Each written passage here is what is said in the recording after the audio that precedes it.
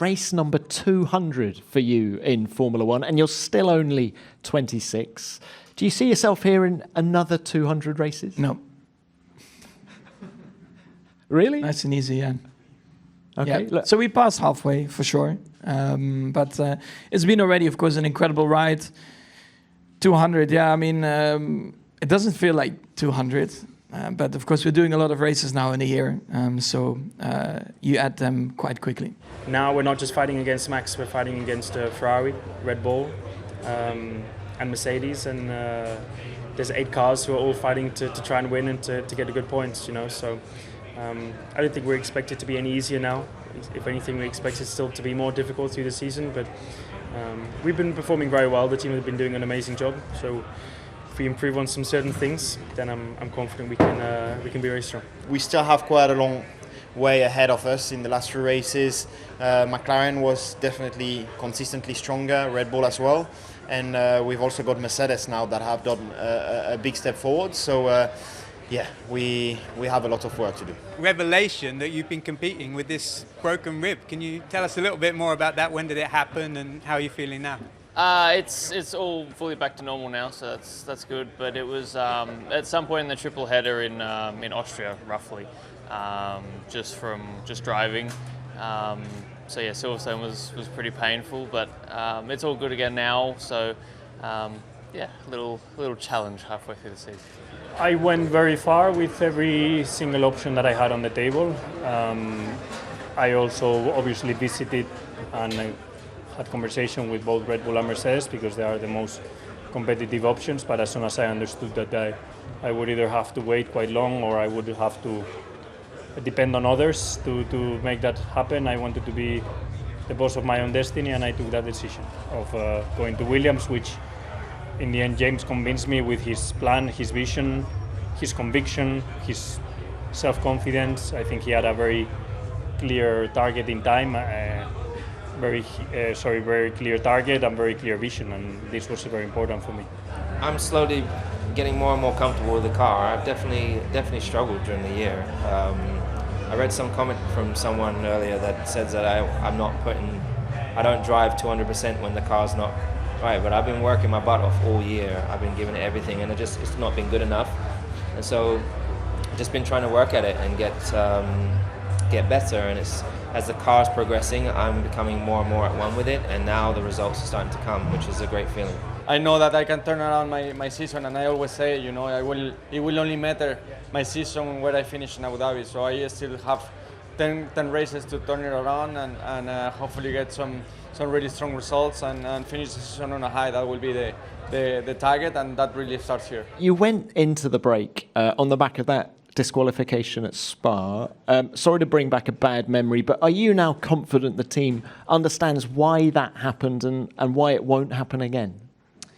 Yeah, absolutely. I think it was clearly we didn't do a good enough job, but it was just a number of factors all coming together where we sort of exceeded our expectation of how much weight we would lose, including myself. You know, I lost a bit more weight during the race than we thought. The tyres lost a lot more than we expected. The plank was wearing more than we thought as well.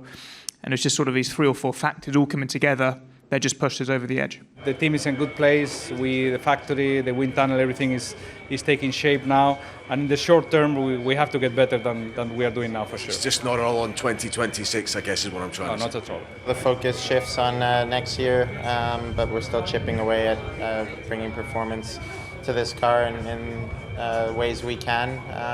Yeah, I'm looking forward to it. You know, we're in a very tight battle with a lot of midfield teams. So yeah, it's going to be definitely a tight battle till the end. It's been a bit of a mixed bag and a bit up and down with our car performance. So yeah, difficult to predict the future and how the car is going to turn out here in Monza.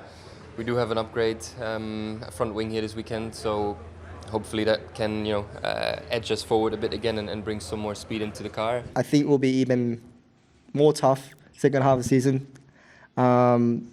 That's what I'm expecting, but I think we have a good team.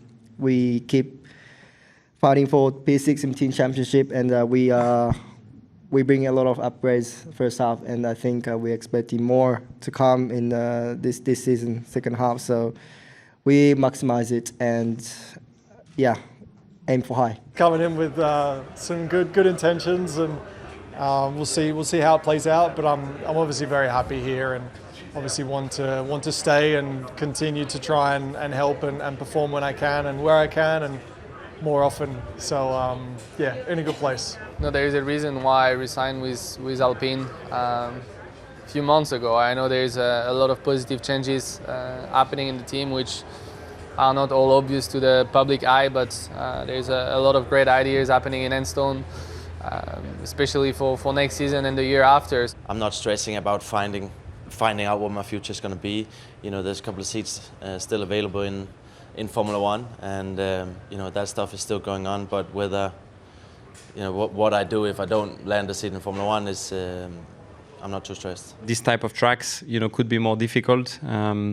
So you know, we need to just make sure that everything is perfect, that we you know, get the maximum out of the car, and hopefully that will be a successful one for us. Carlos coming on board, he's going to motivate the whole staff.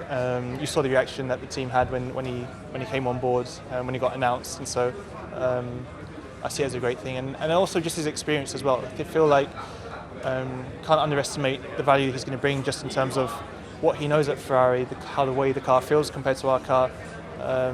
I'll be listening in pretty intently as well, just to see where our weaknesses and whatnot. Obviously I have my ideas of what they are, but coming from a different car you really get a different perspective, so yeah, it'll be very good. Looking forward for the remaining 10 races, that's for sure, because for myself, obviously finally having the same package and also having some new development coming for not this race but for other races as a team, I think gives us higher hopes that to be back format. Carlos Sainz has been announced as a Williams driver next year. Did that news come as a surprise to you?